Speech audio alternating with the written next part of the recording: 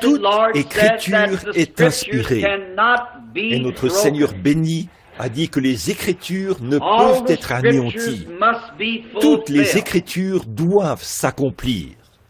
What a consolation that is to give to we the people that read those scriptures, knowing that what we have read quelle cannot consolation pour nous, le be peuple, broken.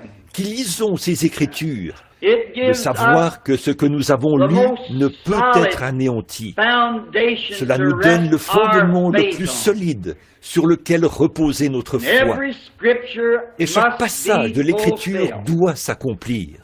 Then we find that in the fulfilling of the scriptures, Et nous voyons the qu'en ce word qui is so concerne great l'accomplissement so des many Écritures, times it has la parole est si glorieuse que bien souvent, fulfilling. elle s'accomplit à plusieurs Most all of reprises. it Et repeats at presque least toute la once. parole se répète au moins une fois.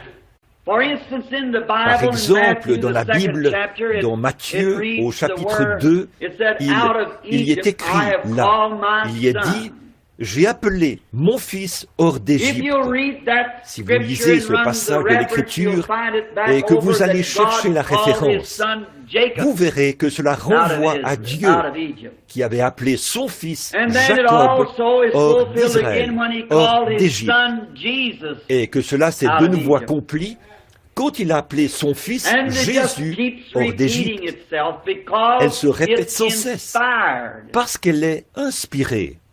If I wrote Si je you a vous letter, écrivais you would une perhaps lettre, vous appreciate seriez that peut-être letter. heureux de recevoir cette And if you lettre. wrote me one, Et I'm si vous sure m'en I would écriviez appreciate une, it.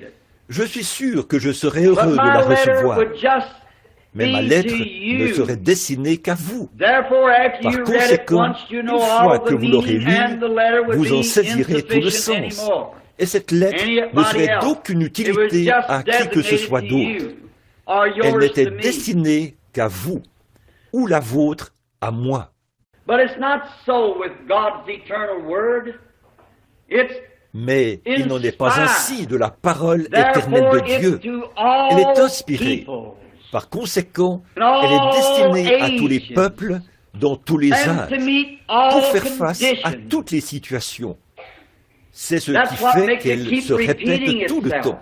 As history swings around, Au it fur et à swings with mesure the que history. l'histoire évolue, And it never elle loses évolue its avec value l'histoire. because Et it elle ne is perd the jamais sa eternal valeur, word of the parce qu'elle est la eternal parole God. éternelle du It Dieu cannot éternel. lose its value. Elle ne peut pas perdre sa valeur. Jean, chapitre 16.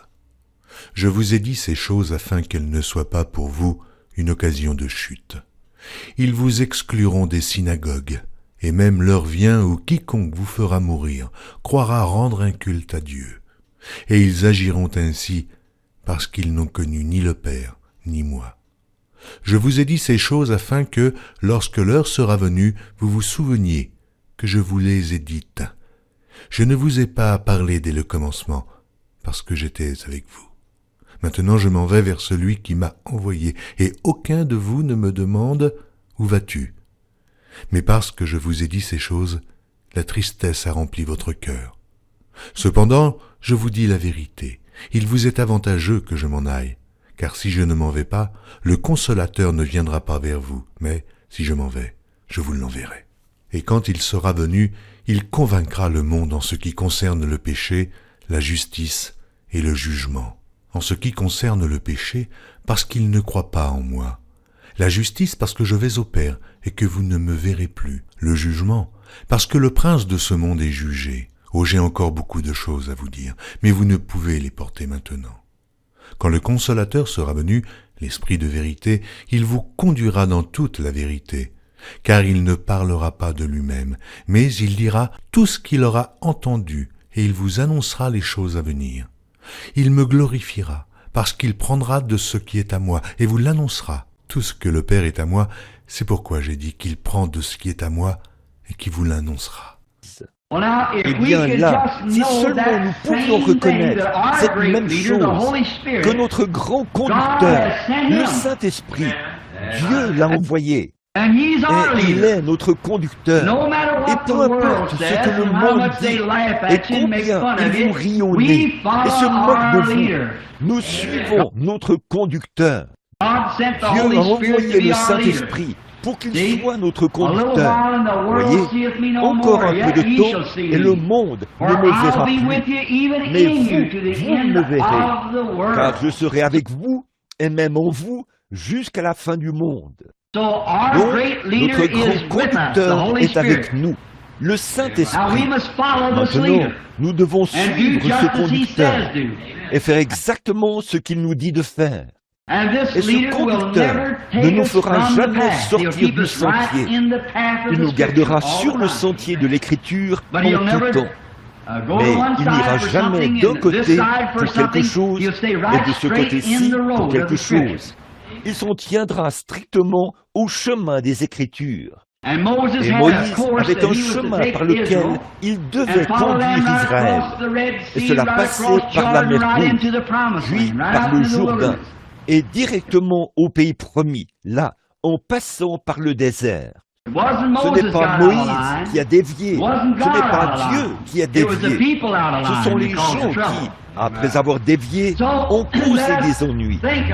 Alors, pensons à ces choses maintenant. Excusez-moi.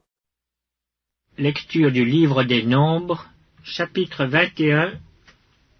Le roi d'Arad, cananéen qui habitait le Midi, apprit qu'Israël venait par le chemin d'Atarim. Il combattit Israël et emmena des prisonniers. Alors Israël fit un vœu à l'Éternel et dit, « Si tu livres ce peuple entre mes mains, je dévouerai ces villes par interdit. » L'Éternel entendit la voix d'Israël et livra les Cananéens. On les dévoua par interdit, eux et leurs villes, et l'on nomma ce lieu Horma. Ils partirent de la montagne de Hor par le chemin de la mer Rouge pour tourner le pays d'Édom. Le peuple s'impatienta en route et parla contre Dieu et contre Moïse. « Pourquoi nous avez-vous fait monter hors d'Égypte, pour que nous mourions dans le désert? Car il n'y a point de pain et il n'y a point d'eau, et notre âme est dégoûtée de cette misérable nourriture. » Alors l'Éternel envoya contre le peuple des serpents brûlants. Ils mordirent le peuple, et il mourut beaucoup de gens en Israël. Le peuple vint à Moïse et dit, « Nous avons péché, car nous avons parlé contre l'Éternel et contre toi. Prie l'Éternel afin qu'il éloigne de nous ces serpents. » Moïse pria pour le peuple. L'Éternel dit à Moïse, « Fais-toi un serpent brûlant, et place-le sur une perche. Quiconque aura été mordu et le regardera, conservera la vie. » Moïse fit un serpent d'airain et le plaça sur une perche.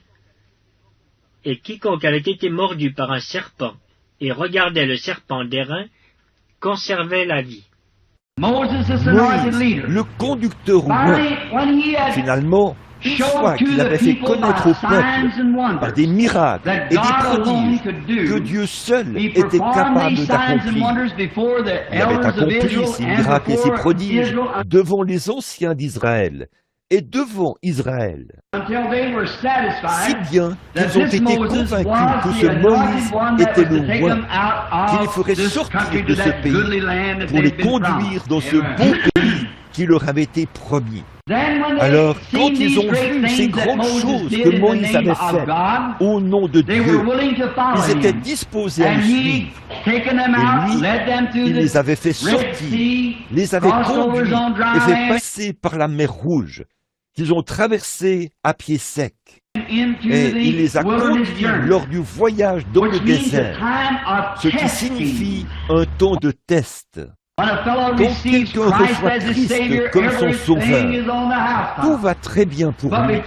Mais avant que cet homme puisse recevoir le baptême du Saint-Esprit, cette personne, il lui faut d'abord passer par un processus de sanctification. Il faut que sa vie connaisse un temps de test. Vous avez tous vécu cela. Il passait par ce temps de test. Chaque fils qui vient à Dieu est d'abord flagellé, repris, châtié. Et si nous ne pouvons pas supporter le châtiment, alors cela montre que nous ne sommes pas des enfants de Dieu. Nous sommes des enfants illégitimes et non des enfants de Dieu, dit la Bible. Mais si nous pouvons supporter le châtiment en sachant que toutes choses concourent au bien de ceux qui aiment Dieu, alors nous sommes fils et filles de Dieu. Et là, il nous scelle du Saint-Esprit jusqu'au jour de notre rédemption. Vous voyez, c'est ça le châtiment, les épreuves, ce par quoi nous passons. Et Israël, en tant que type historique, a dû subir ce châtiment. Épître aux Hébreux, chapitre 12. Nous donc aussi, puisque nous sommes environnés d'une si grande nuée de témoins, rejetons tout fardeau et le péché qui nous enveloppe si facilement, et courons avec persévérance dans la carrière qui nous est ouverte, ayant les regards sur Jésus, le chef et le consommateur de la foi, qui, en vue de la joie qui lui était réservée, a souffert la croix, méprisé l'ignominie et s'est assis à la droite du trône de Dieu. Considérez en effet celui qui a supporté contre sa personne une telle opposition de la part des pécheurs, afin que vous ne vous lassiez point l'âme découragée. Vous n'avez pas encore résisté jusqu'au sang en luttant contre le péché. Et vous avez oublié l'exhortation qui vous est adressée comme à des fils. Mon fils, ne méprise pas le châtiment du Seigneur, et ne perds pas courage lorsqu'il te reprend. Car le Seigneur châtie celui qu'il aime, et il frappe de la verge tous ceux qu'il reconnaît pour ses fils. Supportez le châtiment, car c'est comme des fils que Dieu vous traite. Car quel est le fils qu'un père ne châtie pas? Mais si vous êtes exempts du châtiment auquel tous ont part, vous êtes donc des enfants illégitimes, et non des fils. D'ailleurs, puisque nos pères, selon la chair, nous ont châtiés, et que nous les avons respectés, ne devons-nous pas, à bien plus forte raison, nous soumettre au Père des esprits pour avoir la vie? Nos pères nous châtiaient pour peu de jours, comme ils le trouvaient bon, mais Dieu nous châtie pour notre bien, afin que nous participions à sa sainteté. Il est vrai que tout châtiment semble d'abord un sujet de tristesse et non de joie, mais il produit plus tard, pour ceux qui ont été ainsi exercés, un fruit paisible de justice. Eh bien, quand ils étaient en Égypte, Dieu a envoyé Moïse. Il a étendu la verge, et les puces et les poux sont venus sur le sol. Il l'a dirigé vers le soleil, et le soleil s'est couché. Il l'a étendu au-dessus des eaux, et elles se sont changées en sang. Eh bien, Israël était là-bas, à Canaan, là-bas en Goshen, où il passait des moments glorieux. Le soleil ne s'est jamais couché sur eux. Les fléaux ne les ont jamais frappés. Eh bien, ils passaient vraiment des moments glorieux. Exactement comme vous vous sentiez quand vous veniez tout juste d'être sauvés. Tous les chants des oiseaux étaient différents et tout le monde était gentil.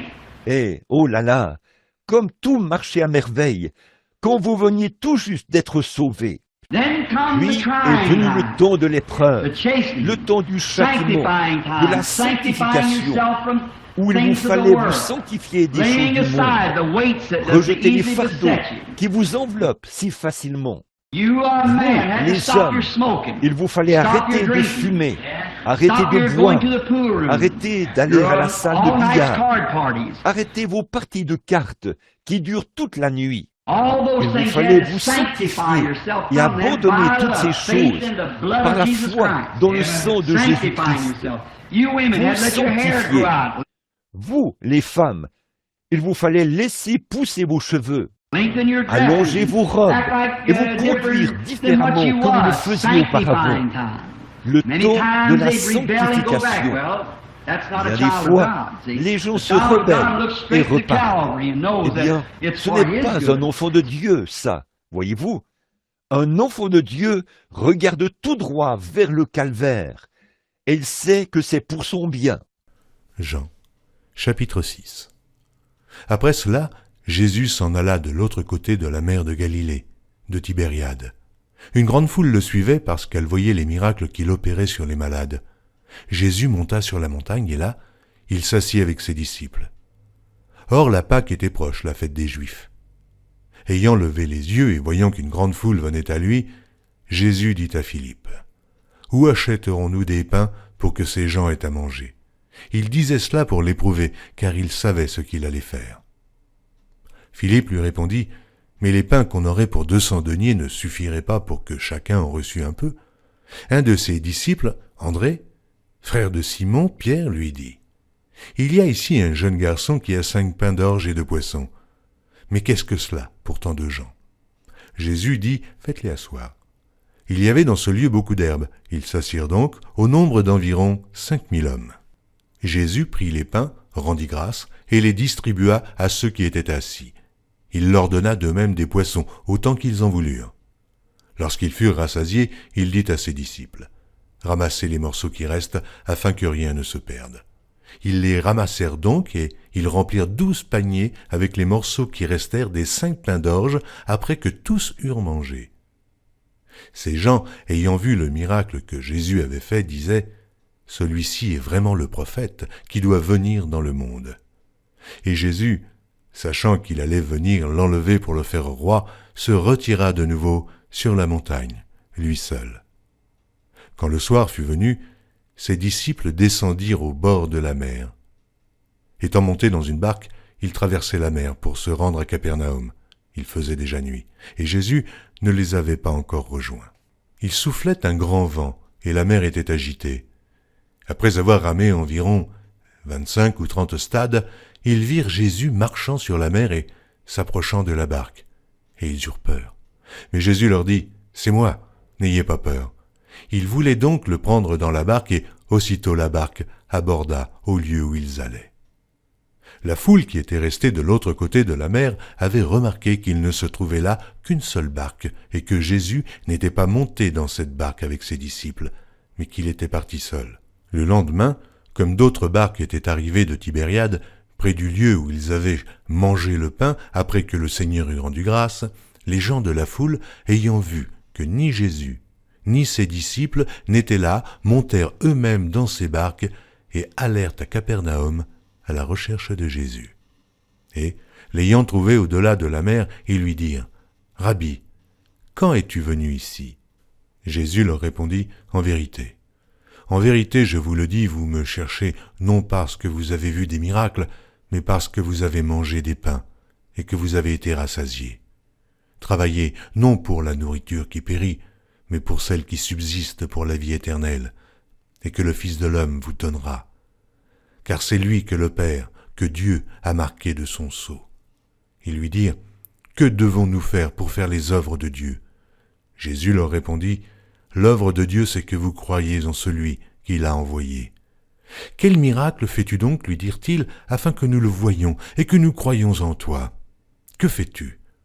Nos pères ont mangé la manne dans le désert, selon ce qui est écrit, il leur donna le pain du ciel à manger. » Jésus leur dit, « En vérité, je vous le dis, Moïse ne vous a pas donné le pain du ciel, mais mon Père vous donne le vrai pain du ciel.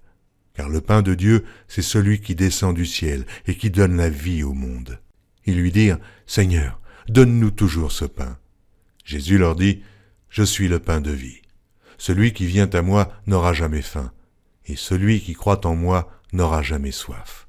Mais, je vous l'ai dit, vous m'avez vu, et vous ne croyez point. Tous ceux que le Père me donne viendront à moi, et je ne mettrai pas dehors celui qui vient à moi, car je suis descendu du ciel pour faire non ma volonté, mais la volonté de celui qui m'a envoyé. Or, la volonté de celui qui m'a envoyé, c'est que je ne perde rien de tout ce qu'il m'a donné, mais que je le ressuscite au dernier jour. La volonté de mon Père, c'est que quiconque voit le Fils et croit en lui ait la vie éternelle, et je le ressusciterai au dernier jour. » Les Juifs murmuraient à son sujet parce qu'il avait dit « Je suis le pain qui est descendu du ciel. » Et ils disaient « N'est-ce pas là Jésus, le fils de Joseph, celui dont nous connaissons le Père et la Mère? Comment donc dit-il « Je suis descendu du ciel » ? Jésus leur répondit « ne murmurez pas entre vous. Ainsi donc, c'est pendant cette épreuve du temps qu'Israël a connu la grande apostasie. Quand est venu le temps des grandes foules, c'est là que les gens ont commencé à chuter de part et d'autre. Et dans leur conversation, combien nous aimerions retourner en Égypte. Notre âme est dégoûtée de cette misérable nourriture. Autrement dit, si je considère maintenant la chose du point de vue de l'histoire, c'est ce qu'il disait. Aujourd'hui, en ce temps moderne, ce serait chaque mercredi soir, réunion de prière. Chaque dimanche matin, il faut retourner à l'église. Et qu'est-ce que nous entendons là-bas? La même chose. Le prédicateur se lève et prêche. Nous chantons des cantiques et nous rentrons. Vous voyez, là, vous le faites simplement par devoir. Vous n'êtes pas un adorateur. Un adorateur va là-bas pour adorer, pour s'exprimer devant son Dieu, pour louer Dieu pour sa bonté. Chaque parole qui sort, il se cramponne à cela. Tout comme dans une relation amoureuse. Si vous sortiez avec une fille par devoir, ou que vous sortiez avec un garçon quand vous étiez jeune, maman veut que je sorte avec ce garçon, mais je ne peux pas le sentir. Quand il vient vous voir, vous n'en retirez rien. Ou si c'est pareil pour la fille envers le garçon, ou pour le garçon envers la fille. Vous sortez avec elle, mais elle vous ennuie. Maman veut que vous sortiez avec elle, parce qu'elle est le genre de fille que maman aime. Vous voyez, ça vous ennuie. Ce n'est pas une relation amoureuse.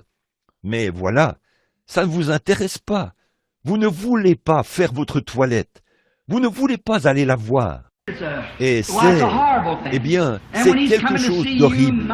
Et lui, quand il vient vous voir, oh, tout ce que vous souhaitez, c'est qu'il rentre chez lui au plus vite. Et c'est la même chose quand vous dites, pourquoi est-ce qu'il prêche si longtemps? Qu'en est-il de tout ceci et tout? Vous voyez, vous n'êtes pas amoureux. Mais quand vous vous cramponnez vraiment à chaque parole, comme l'Esprit vous en a donné l'avertissement ce matin, voyez-vous, cramponnez-vous à chaque parole. C'est peut-être de cela qu'il vous parlait. Tenir ferme. C'est la vie éternelle. Chaque parole de Dieu, c'est une joie d'aller à l'église, quelles que soient les circonstances. Qu'il fasse chaud, froid, qu'il y ait de l'indifférence, que les gens se chamaillent, qu'ils grognent, qu'ils fassent n'importe quoi. C'est toujours une joie d'écouter la parole du Seigneur. Alors, vous êtes amoureux de Christ. Là, voyez-vous, vous aimez aller à l'église. Eh bien, chérie, c'est de nouveau dimanche matin. J'imagine bien qu'ils vont laver les enfants et aller là-bas. Oh, comme c'est ennuyeux. Vous voyez, vous n'êtes pas amoureux. Mais si vous êtes vraiment amoureux, vous avez hâte que le dimanche matin arrive. Vous avez vraiment hâte de vous retrouver là-bas avec les autres. Et nous allons, et pour repartir, le peuple de Dieu, vous ne les trouvez pas ennuyeux. Voyons, ce sont des frères et des sœurs. Comme j'avais l'habitude de le dire, vous devenez aussi épais que la mélasse de sorgho par un matin froid. Ça ne dégouline pas, ça reste en place. Vous savez, ça colle bien. Bon, c'est une expression qui manque de délicatesse, mais c'est pour essayer de vous faire comprendre ce que je veux dire. Vous voyez? Vous restez ensemble, et plus il fait froid, plus ça colle. Et c'est ainsi qu'il devrait en être de nous. Plus c'est froid, quand les amis terrestres t'abandonnent, attache-toi davantage à lui. Et l'amour que nous avons les uns pour les autres, ce n'est pas parce que nous sommes quelqu'un, mais c'est le Christ qui est en l'un l'autre que nous aimons. Voyez-vous, c'est le Dieu qui est en nous que nous aimons. Bon, nous aimons nous réunir, Nous avions l'habitude de chanter ce vieux cantique. Béni soit le lien qui nous unit en Christ. La communion d'âmes sœurs est semblable à celle d'en haut. Vous voyez? La communion d'âmes sœurs est semblable à celle d'en haut, au ciel, vers notre Dieu, avec joie et ferveur. Célèbre nos chants et nos vœux, parfum doux au Seigneur. Vous voyez? Oui, monsieur. Quand quelqu'un reçoit une bénédiction, nous nous en réjouissons tous. Quand quelqu'un est triste, nous partageons sa tristesse. Nous voulons être tous ensemble. Eh bien, c'est ainsi que nous sommes censés être. Et c'est ainsi qu'Israël était censé être. Mais c'était devenu un fardeau. Oh, cette vieille nourriture misérable, la nourriture des anges, eh bien, que nous importe cette vieille nourriture misérable? Notre âme est dégoûtée de ces choses, et tout va mal. Et cette vieille manne qui tombe tous les soirs, eh bien, nous préférons avoir de l'ail et des poireaux de l'Égypte. Vous voyez, leur cœur n'était pas prêt pour le voyage. Ne tentons point le Seigneur comme le tentèrent quelques-uns d'entre eux qui périrent par les serpents. Et quand un homme ou une femme se met à se plaindre d'avoir à aller à l'église, ils sont tellement las d'aller à l'église, c'est qu'ils ne sont pas prêts pour le voyage. C'est vrai, il y a quelque chose qui cloche quelque part. Oh, quand vous aimez Dieu et que vous pensez aller au ciel et que vous irez là-bas tous ensemble. Oh, quelle communion! Oh, quelle joie divine! S'appuyant sur le bras éternel. Oh, quelle paix bénie près de mon Seigneur, s'appuyant sur le bras éternel. Nous chantons ces cantiques. Nous mettons en commun nos fardeaux, nos labeurs. En Jésus, nous ne sommes qu'un, dans la joie et les pleurs. Si nous devons bientôt quitter ces lieux bénis, mais nos cœurs restent toujours unis. Et nous espérons nous revoir à la prochaine réunion de prière. Oui, monsieur, nos cœurs restent toujours unis. Là, vous commencez à être prêts pour le voyage. Voyez, vous êtes prêts à entrer dans le pays promis. Le temps des tests, c'est ça, le terrain dangereux. Le désert, le temps des tests. Israël, en temps de test, ils se sont mis à se quereller et à se disputer les uns avec les autres et à avoir du dégoût pour la nourriture. Ils voulaient retourner en Égypte. Nul ne peut venir à moi si le Père qui m'a envoyé ne l'attire, et je le ressusciterai au dernier jour. Il est écrit dans les prophètes, ils seront tous enseignés de Dieu. Ainsi, quiconque a entendu le Père et a reçu son enseignement vient à moi. C'est que nul n'a vu le Père, sinon celui qui vient de Dieu. Celui-là a vu le Père, en vérité. En vérité, je vous le dis, celui qui croit en moi a la vie éternelle. Je suis le pain de vie. Vos pères ont mangé la manne dans le désert et ils sont morts. C'est ici le pain qui descend du ciel afin que celui qui en mange ne meure point. Je suis le pain vivant qui est descendu du ciel. Si quelqu'un mange de ce pain, il vivra éternellement, et le pain que je donnerai, c'est ma chair, que je donnerai pour la vie du monde. Là-dessus, les Juifs disputaient entre eux, disant, « Comment peut-il nous donner sa chair à manger ?» Jésus leur dit, « En vérité, je vous le dis, si vous ne mangez la chair du Fils de l'homme, et si vous ne buvez son sang, vous n'avez point la vie en vous-même. Celui qui mange ma chair et qui boit mon sang a la vie éternelle, et je le ressusciterai au dernier jour. Car ma chair est vraiment une nourriture, et mon sang vraiment un breuvage. Celui qui mange ma chair et qui boit mon sang demeure en moi, et je demeure en lui. Comme le Père qui est vivant m'a envoyé et que je vis par le Père, ainsi celui qui me mange vivra par moi. car c'est ici le pain qui est descendu du ciel. Il n'en est pas comme de vos pères, qui ont mangé la manne et qui sont morts. Celui qui mange ce pain vivra éternellement. » Jésus dit ces choses dans la synagogue, enseignant à Capernaum. Plusieurs de ses disciples, après l'avoir entendu, dirent « Cette parole est dure, qui peut l'écouter ?» Et là, ils ont commencé à se plaindre de leur conducteur. Oh, ils craignaient qu'il soit en train de les écarter de la bonne direction. Pourtant, il leur avait démontré qu'il était un conducteur. Et Dieu avait prouvé que c'était lui le conducteur. Eh bien, peut-être avons-nous agi un peu par fanatisme, et peut-être que nous sommes partis du mauvais pied, ou quelque chose de ce genre. Voyez, il parlait contre Dieu et contre Moïse. Dieu est son conducteur. Jésus, sachant en lui-même que ses disciples murmuraient à ce sujet, leur dit « Cela vous scandalise-t-il? Et si vous voyez le Fils de l'homme monter où il était auparavant? C'est l'Esprit qui vivifie. La chair ne sert de rien. Les paroles que je vous ai dites sont esprit et vie. Mais il en est parmi vous quelques-uns qui ne croient point. » Car Jésus savait dès le commencement qui étaient ceux qui ne croiraient point, et qui était celui qui le livrerait. Et il ajouta, « C'est pourquoi je vous ai dit que nul ne peut venir à moi si cela ne lui a été donné par le Père. » Dès ce moment, plusieurs de ses disciples se retirèrent, et ils n'allaient plus avec lui. Eh bien, quand nous en arrivons au point où nous disons « Je ne sais pas si la parole veut dire ceci ou pas, et je ne sais pas ce qu'il en est du Saint-Esprit. Je suis un peu sceptique au sujet de cela. J'en connais qui ne l'ont pas. Eh bien, allez donc en Égypte, voyez. Mais si vous êtes vraiment déterminé à rester sur le chemin, tenez-vous-en strictement à ce conducteur, le Saint-Esprit.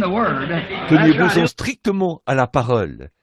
Et si vous vous en tenez à l'Esprit, il vous gardera dans la parole. C'est vrai. Il vous conduira tout droit sur le chemin, sur le sentier de la parole. N'ayez pas peur de cela. Ça ne vous fera aucun mal. Ça ne fera que vous aider si vous vous faites mal. Ça guérira tous vos maux. Le Saint-Esprit le fera. Jésus donc dit aux 12, « Et vous, ne voulez-vous pas aussi vous en aller ?» Simon-Pierre lui répondit, « Seigneur, à qui irions-nous ? Tu as les paroles de la vie éternelle. Et nous avons cru, et nous avons connu que tu es le Christ, le Saint de Dieu. » Jésus leur répondit, « N'est-ce pas moi qui vous ai choisis, vous, les 12, et l'un de vous est un démon. » Il parlait de Judas Iscario, fils de Simon, car c'était lui qui devait le livrer, lui, l'un des 12. Maintenant, nous voyons que, chemin faisant, après qu'ils se sont mis dans cet état d'esprit, ils sont arrivés au lieu qu'on appelle Horeb, H-O-R-E-B, Horeb. Alors, nous voyons, analysons ce nom-là. C'est que le nom Horeb signifie un lieu aride ou un désert. Et quand nous rompons la communion les uns avec les autres dans l'Église et que nous ne sommes plus en communion avec le Saint-Esprit, ça nous mène dans un lieu aride, dans un désert où rien ne vit.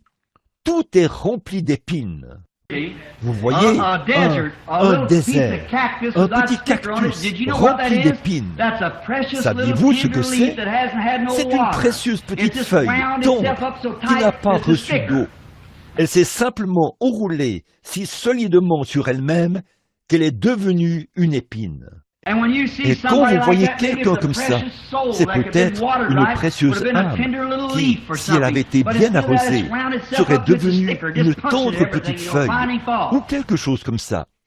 Mais elle s'est plutôt recroquevillée au point de devenir une épine qui pique tout sur son passage, vous savez, qui blâme les autres. Tout ce qu'il lui faut, c'est de l'eau. C'est tout. Il lui faut simplement un réveil ou être brisé, un rafraîchissement de la part du Seigneur.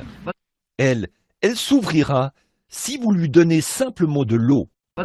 Mais voilà, ceux qui vivent dans un tel environnement doivent endurer les conditions de cet environnement. Et ceux qui désirent vivre dans ce genre d'atmosphère, où on se pique, on se cherche querelle, on se dispute et on fait des tas d'histoires comme ça, eh bien, c'est dans cette atmosphère-là qu'ils vivront. C'est tout. Mais nous n'avons pas à vivre dans cela. Ce n'est pas nécessaire que nous y restions. Jean, chapitre 5. Après cela, il y eut une fête des Juifs et Jésus monta à Jérusalem. Or, à Jérusalem, près de la porte des brebis, il y a une piscine qui s'appelle en hébreu Bethesda et qui a 5 portiques. Sous ces portiques étaient couchés en grand nombre des malades, des aveugles, des boiteux, des paralytiques qui attendaient le mouvement de l'eau. Car un ange descendait de temps en temps dans la piscine et agitait l'eau. Et celui qui y descendait le premier, après que l'eau avait été agitée, était guéri, quelle que fût sa maladie. Là se trouvait un homme malade depuis 38 ans. Jésus, l'ayant vu coucher, et sachant qu'il était malade depuis longtemps, lui dit « Veux-tu être guéri ?» Le malade lui répondit « Seigneur, je n'ai personne pour me jeter dans la piscine quand l'eau est agitée, et, pendant que j'y vais, un autre descend avant moi. » « Lève-toi, lui dit Jésus, prends ton lit et marche. » Aussitôt cet homme fut guéri, il prit son lit et marcha. C'était un jour de Shabbat. Les Juifs dirent donc à celui qui avait été guéri, « C'est le Shabbat, et il ne t'est pas permis d'emporter ton lit. » Il leur répondit, « Celui qui m'a guéri m'a dit, prends ton lit et marche. » Ils lui demandèrent, « Qui est l'homme qui t'a dit, prends ton lit et marche ?» Mais celui qui avait été guéri ne savait pas qui c'était, car Jésus avait disparu de la foule qui était en ce lieu. Depuis, Jésus le trouva dans le temple et lui dit, « Voici, tu as été guéri, ne pêche plus, de peur qu'il ne t'arrive quelque chose de pire. » Cet homme s'en alla et annonça aux Juifs que c'était Jésus qui l'avait guéri.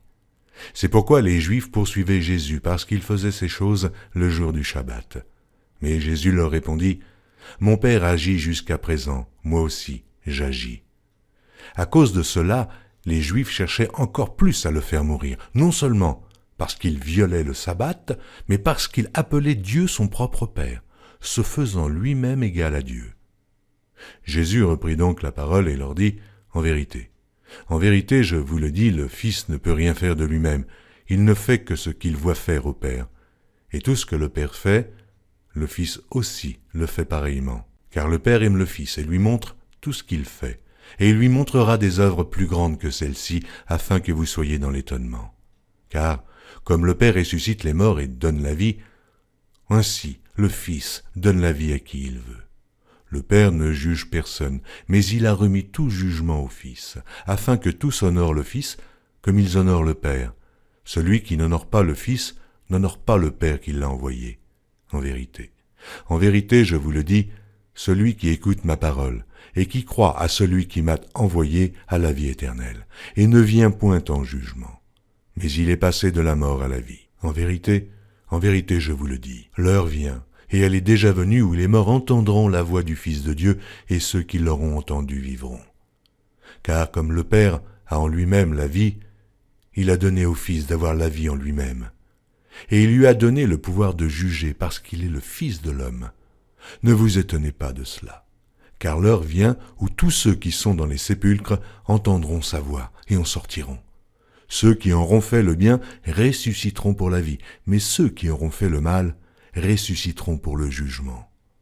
Je ne puis rien faire de moi-même. Selon que j'entends, je juge, et mon jugement est juste, parce que je ne cherche pas ma volonté, mais la volonté de celui qui m'a envoyé. Si c'est moi qui rends témoignage de moi-même, mon témoignage n'est pas vrai. Il y en a un autre qui rend témoignage de moi, et je sais que le témoignage qu'il rend de moi est vrai. Vous avez envoyé vers Jean, et il a rendu témoignage à la vérité. Pour moi, ce n'est pas d'un homme que je reçois le témoignage, mais je dis ceci afin que vous soyez sauvés. Jean était la lampe qui brûle et qui luit, et vous avez voulu vous réjouir 1 heure à sa lumière. Moi, j'ai un témoignage plus grand que celui de Jean, car les œuvres que le Père m'a donné d'accomplir, ces œuvres mêmes que je fais, témoignent de moi, que c'est le Père qui m'a envoyé. Et le Père qui m'a envoyé a rendu lui-même témoignage de moi. Vous n'avez jamais entendu sa voix, et vous n'avez point vu sa face, et sa parole ne demeure point en vous, parce que vous ne croyez pas à celui qui l'a envoyé. Vous sondez les Écritures parce que vous pensez avoir en elles la vie éternelle. Ce sont elles qui rendent témoignage de moi. Et vous ne voulez pas venir à moi pour avoir la vie. Je ne tire pas ma gloire des hommes, mais je sais que vous n'avez point en vous l'amour de Dieu. Je suis venu au nom de mon Père, et vous ne me recevez pas. Si un autre vient en son propre nom, vous le recevez. Comment pouvez-vous croire, vous qui tirez votre gloire les uns des autres, et qui ne cherchez point la gloire qui vient de Dieu seul? Ne pensez pas que moi, je vous accuserai devant le Père. Celui qui vous accuse, c'est Moïse, en qui vous avez mis votre espérance. Car si vous croyez Moïse, vous me croiriez aussi, parce qu'il a écrit de moi. Mais si vous ne croyez pas à ses écrits, comment croirez-vous à mes paroles? Jésus, rejeté, après avoir été le Fils de Dieu confirmé, il a dit, « Si je ne fais pas les œuvres de mon Père, ne me croyez pas. » Il était la lumière du jour. Il est encore la lumière. Il est entré en scène. Et les gens, tant qu'ils pouvaient, du pain, des poissons et des pains, ils le suivaient. Mais quand il s'est mis à leur dire la vérité de la parole, cela les a séparés. Ils avaient leur propre tradition auxquelles ils se sont accrochés. Elle était contraire. Pourtant, vous savez qu'il correspondait parfaitement à l'Écriture. Mais les yeux aveuglés du monde ne l'ont pas vu, ni maintenant, ni à aucun âge. Je veux dire, dans son ensemble. Qu'est-ce qui s'est passé? Il semblait avoir été vaincu. Si vous remarquez, à partir de ce moment-là, il a perdu sa popularité. Quand il s'est mis à leur annoncer la parole. Quand il allait tenir des services et des campagnes de guérison, tout le monde voulait de lui. « Oh, Rabbi, venez par ici !» Et « Rabbi, venez par ici !» Mais quand sa doctrine a commencé, « Oh, ton enseignement dérange notre peuple !» Oh, miséricorde! Oh, je ne peux plus te recevoir dans mon église, Rabbi, parce que, eh bien, tu embrouilles notre peuple. Ton enseignement est tellement contraire à ce que nous croyons. Cela n'a pas changé, voyez? Pas du tout, oui. Je ne peux pas te recevoir, Rabbi. Pourtant, il avait été confirmé. Les Écritures prouvaient qui il était, mais ils n'y ont pas cru. Finalement, il a continué jusqu'au dernier instant, où Satan s'est dit, « Je l'ai eu ».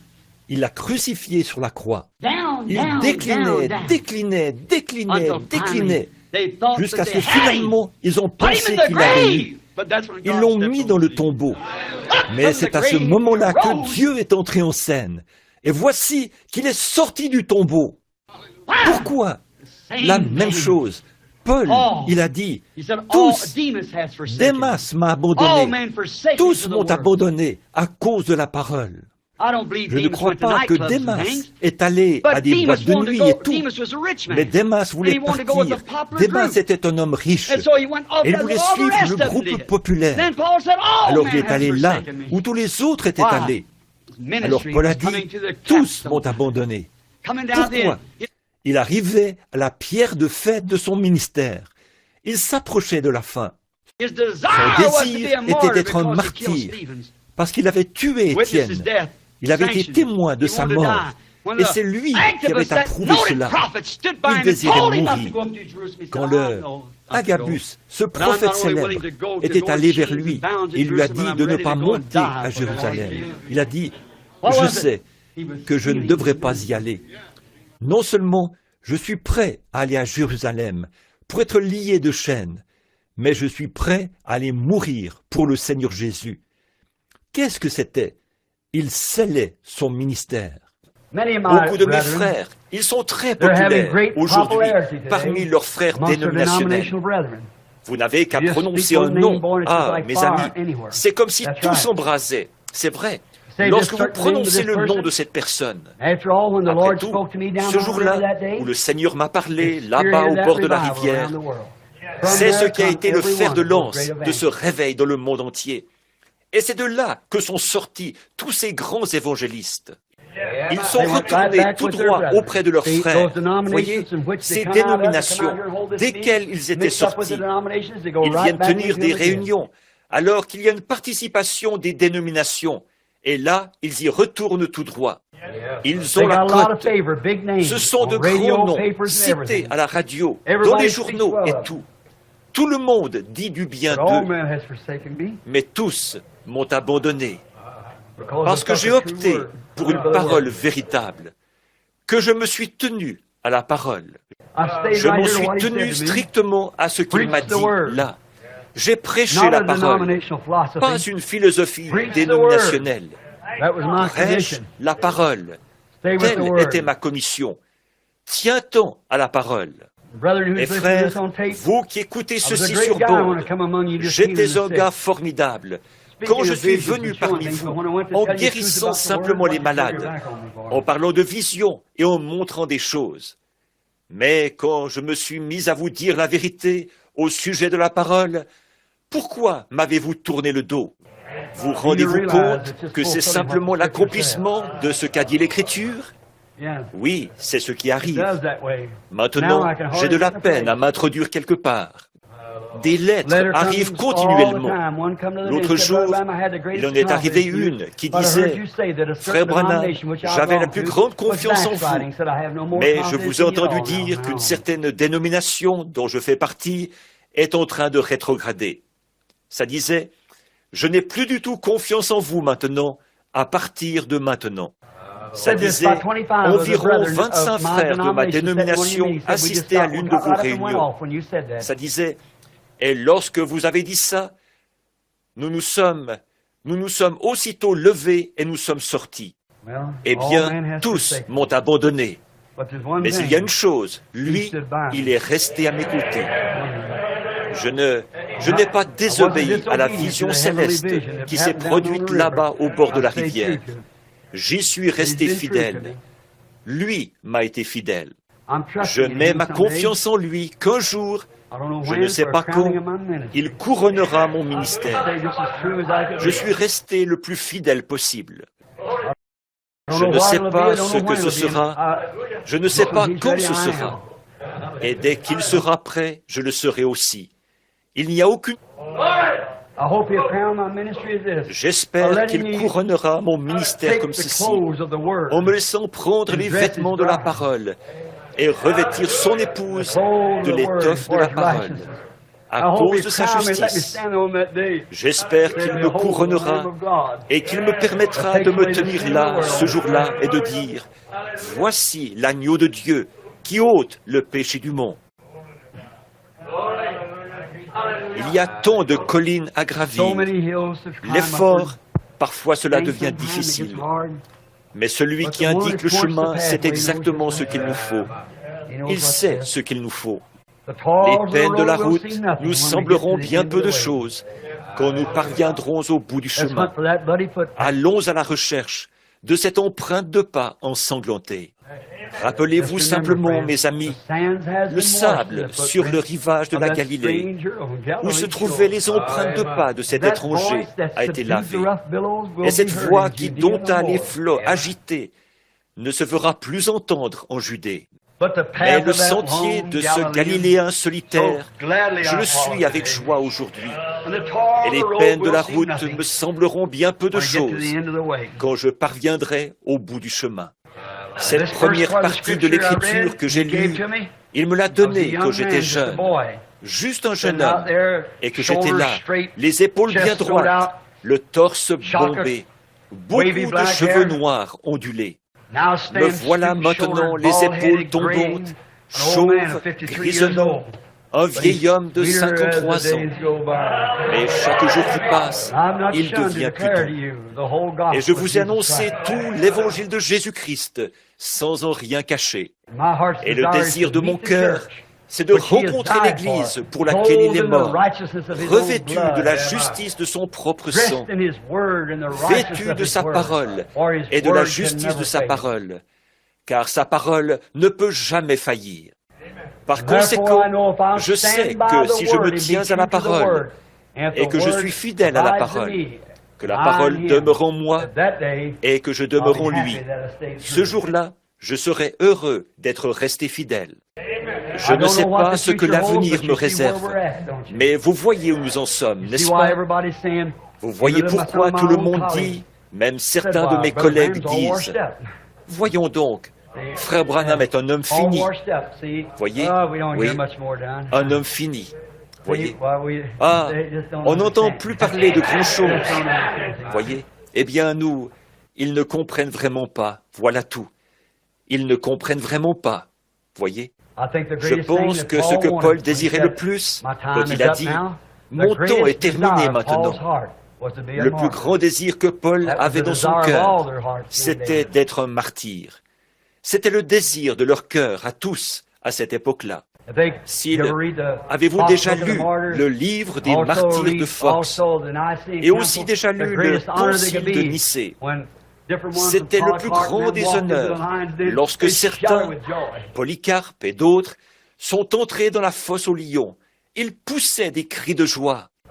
Ils y sont entrés en sachant qu'ils allaient être des martyrs. Lorsqu'on les a brûlés sur le bûcher, ils ont poussé des cris de joie, car c'était un honneur d'être un martyr. Lorsque Paul s'est dirigé vers ce billot pour se faire décapiter, alors qu'on l'amenait de la prison où on l'avait gardé, un endroit d'une saleté répugnante, juste un trou dans le mur, je suis allé là-bas et j'ai regardé ça. Il y a là une petite crypte où ils ont jeté son corps. Et maintenant, ils veulent faire de lui un saint ou quelque chose comme ça. Ce même groupe de gens. Il est descendu là et il a dit, « Ô mort, où est ton aiguillon? Tombe, où est ta victoire? Mais grâce soit rendue à Dieu qui nous donne la victoire par le Seigneur Jésus-Christ.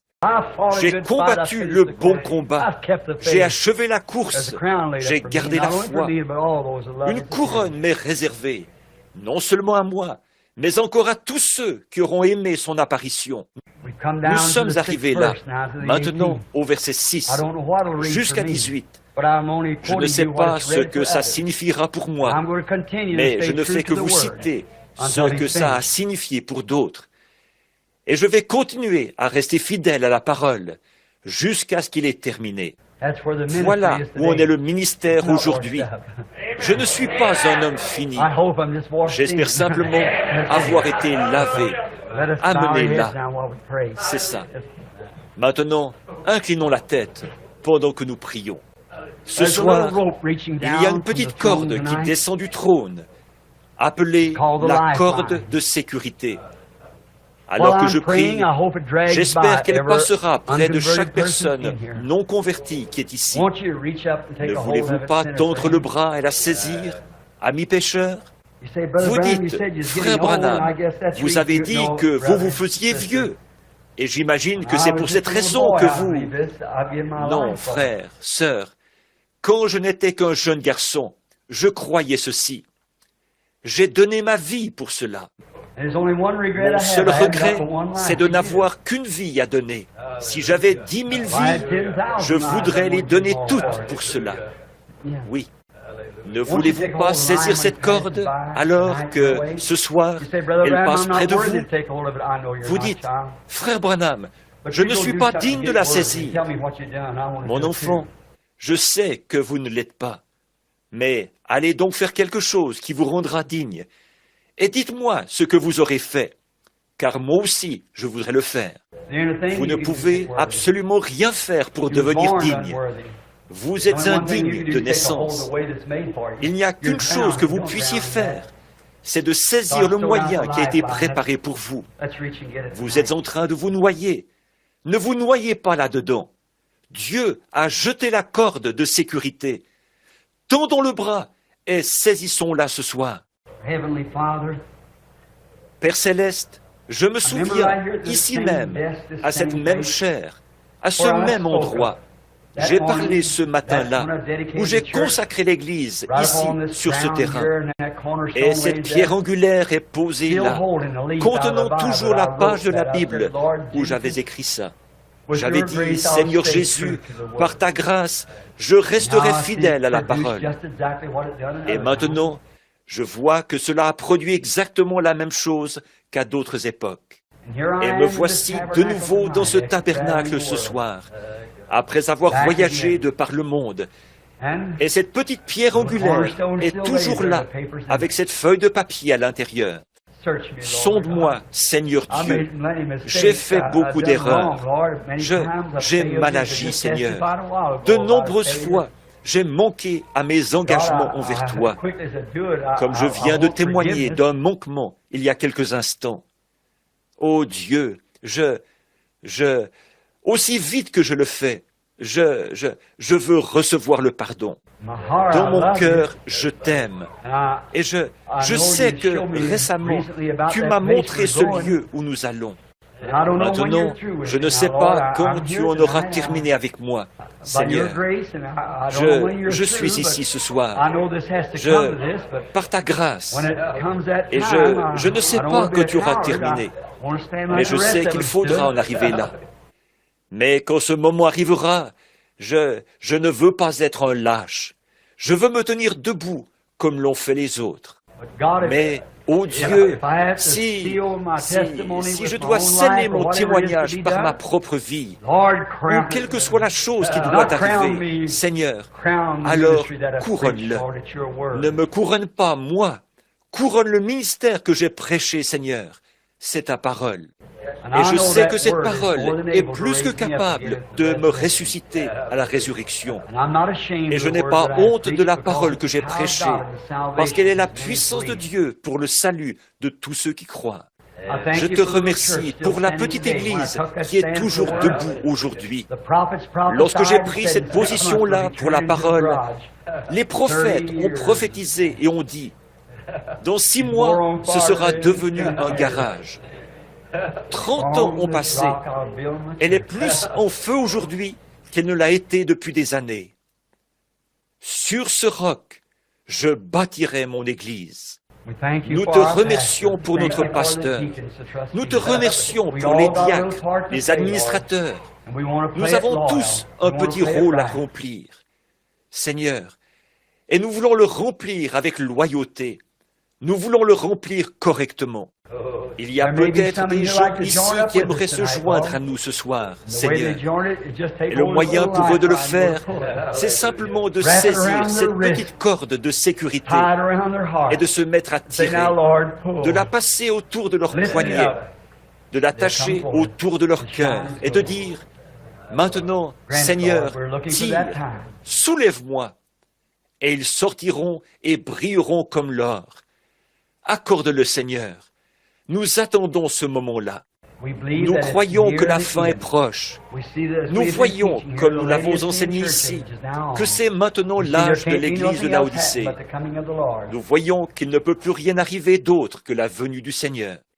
Et Seigneur, ne serait-ce pas un grand couronnement pour la parole que de voir venir celui qui est lui-même la couronne? J'aimerais me tenir ici et dire, le voici. C'est l'agneau. Comme Jean l'a fait, voici l'agneau que nous avons attendu. C'est lui. Soudain, le Seigneur entrera dans son temple et on portera son peuple dans l'enlèvement. Prépare-nous, Père. Lave nos cœurs dans ton sang. Rends-nous purs et propres, afin que ta parole puisse demeurer en nous. Puissions-nous nous rappeler que nous devons agir selon la parole, pour que celle-ci s'implante et ait de l'effet. Accorde la repentance à chaque pécheur. Bénis tous ceux qui sont ici, les saints, ceux-ci, certains de ces précieux vieux guerriers, Seigneur, qui se battent au front depuis des années. Ils ont subi la moquerie, ils ont fait parler d'eux, ils ont été ridiculisés. Ils vont toujours de l'avant, parce qu'ils ont la vie. Ils savent en qui ils ont cru et ils sont persuadés qu'il a la puissance de garder leur dépôt. Nous te remercions pour cela. Nous te prions de guérir les malades parmi nous. Ôte tous nos péchés et toutes nos maladies. Et Dieu notre Père, que la gloire te revienne. J'ai tellement de précieux amis, Seigneur. Je les aime. Et je sais que Pour d'autres hommes, au cours de cet âge, cela a été pareil. De précieux amis, des amis pleins d'amour, jeunes et vieux, et nous les aimons de tout notre cœur.